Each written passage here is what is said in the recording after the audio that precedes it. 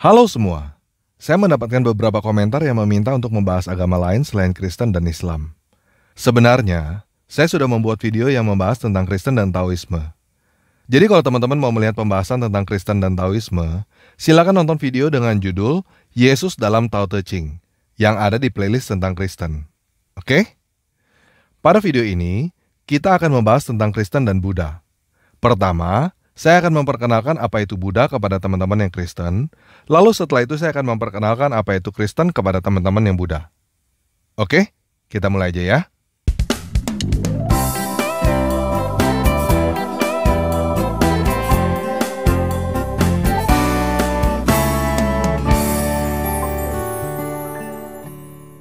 Nah, biasanya orang awam kalau mendengar agama Buddha, yang ada di pikirannya adalah Tong Sam Chong, Sun Gokong, dan Chupat Kai yang ada di kisah perjalanan ke barat.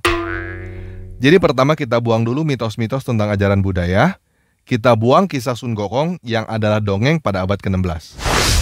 Yang kedua, kita di Indonesia tidak terlalu membedakan antara Taoisme, Konghucu, dan Buddha. Hal ini terjadi karena sejak zaman Presiden Soeharto, agama yang diakui di Indonesia hanya 5. Islam, Katolik, Kristen, Buddha, dan Hindu. Jadi kebanyakan teman-teman keturunan China, di KTP-nya Buddha, tetapi sebenarnya bukan Buddha, melainkan Konghucu dan Taoisme. Pada video ini, kita pisahkan Buddha dengan Konghucu dan Taoisme. Kita akan bahas ajaran Siddhartha Gautama. Oke? Nah, ajaran Buddha bukan berasal dari China, tetapi dari India. Siddhartha Gautama adalah seorang anak raja yang hidup pada tahun 600-an sebelum Masehi, kurang lebih sejaman dengan Lao Tzu dan Konghucu, sebelum adanya dinasti Qin dan tembok besar China. Kira-kira pada zaman bangsa Israel dibuang ke Babilonia. Nah, Pangeran Siddhartha adalah anak yang baik dan cerdas. Ayahnya, Raja Sudodana, takut anaknya menjadi petapa, sehingga Pangeran Siddhartha tidak diizinkan keluar untuk melihat penderitaan. Namun suatu hari, Pangeran Siddhartha keluar dari istana dan melihat kehidupan yang penuh penderitaan. Dan seperti yang ditakutkan oleh ayahnya, pada usia 29 Pangeran Siddhartha menjadi petapa.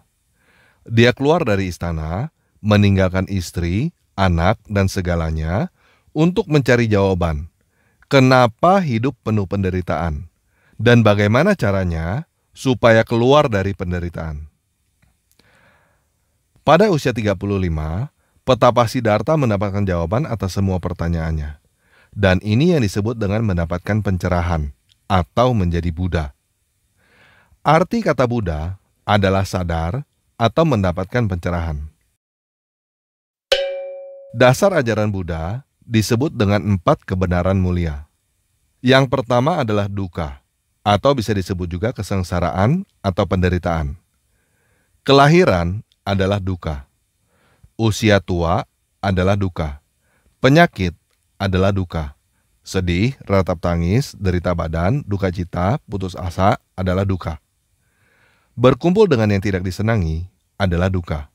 Berpisah dari yang dicintai adalah dukkha. Tidak memperoleh apa yang diinginkan adalah dukkha. Yang kedua, penyebab dukkha adalah keinginan. Yang ketiga, untuk menghilangkan dukkha, caranya adalah menghilangkan keinginan. Yang keempat, cara untuk menghilangkan keinginan disebut dengan jalan mulia berunsur 8, yaitu pengertian yang benar, pikiran yang benar, ucapan yang benar, perbuatan yang benar, pencaharian yang benar, daya upaya yang benar, perhatian yang benar, dan konsentrasi yang benar. Ujung yang ingin dituju oleh ajaran Buddha bukan surga, tetapi nirwana.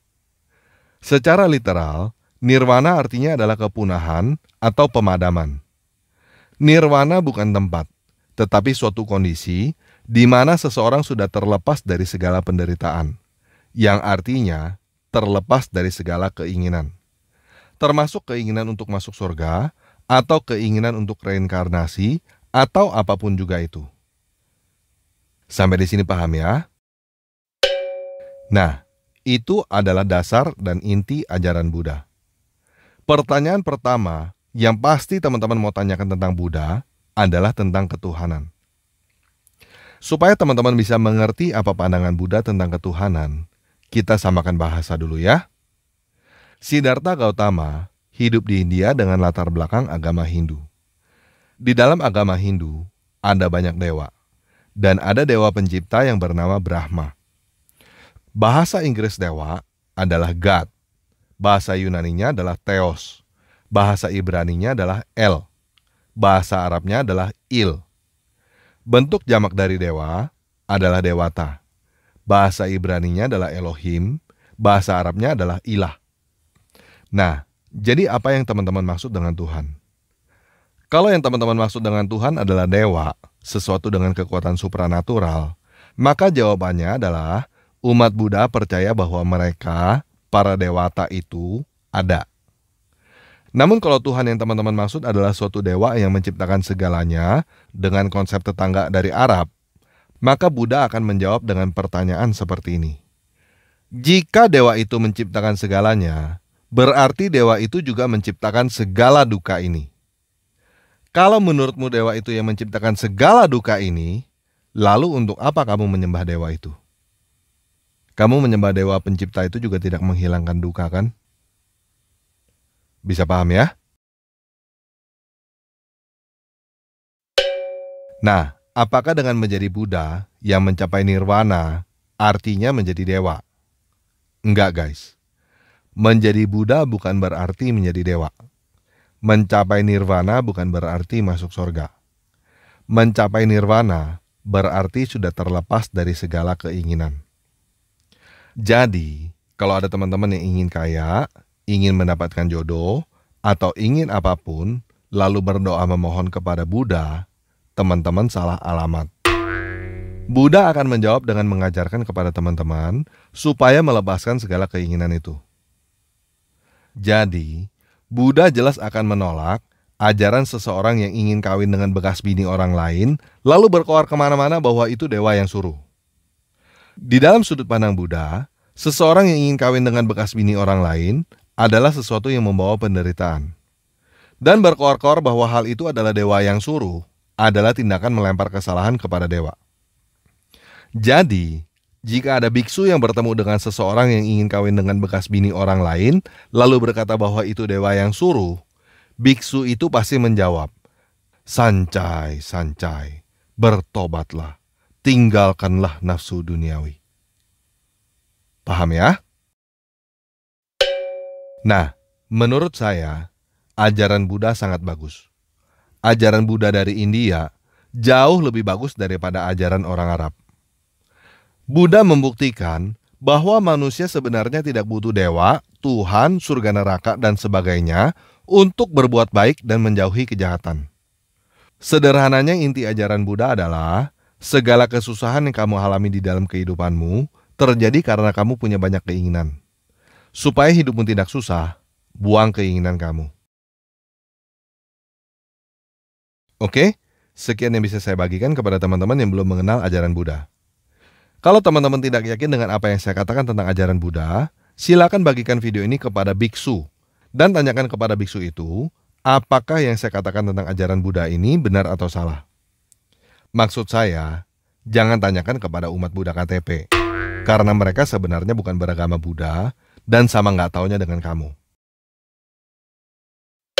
Nah, sekarang gantian saya ingin memperkenalkan kabar baik tentang Yesus kepada teman-teman yang Buddha beneran dan Buddha KTP. Yesus adalah keturunan Raja Israel yang lahir ketika negaranya dijajah oleh bangsa lain. Dia lahir menderita di kandang domba. Seumur hidupnya, dia selalu mengajarkan dan memberikan teladan untuk mengasihi. Namun dia tidak mendapatkan balasan yang layak atas segala kebaikan yang dia lakukan. Dia menyembuhkan orang, tetapi balasan yang dia dapat adalah tuduhan menghujat agama. Dia dihukum mati dengan cara yang sangat menderita. Seperti layaknya seorang penjahat yang paling jahat, yaitu disalibkan oleh orang Romawi. Alasan kenapa dia disalibkan tertulis jelas di atas salibnya, karena Yesus adalah raja orang Yahudi.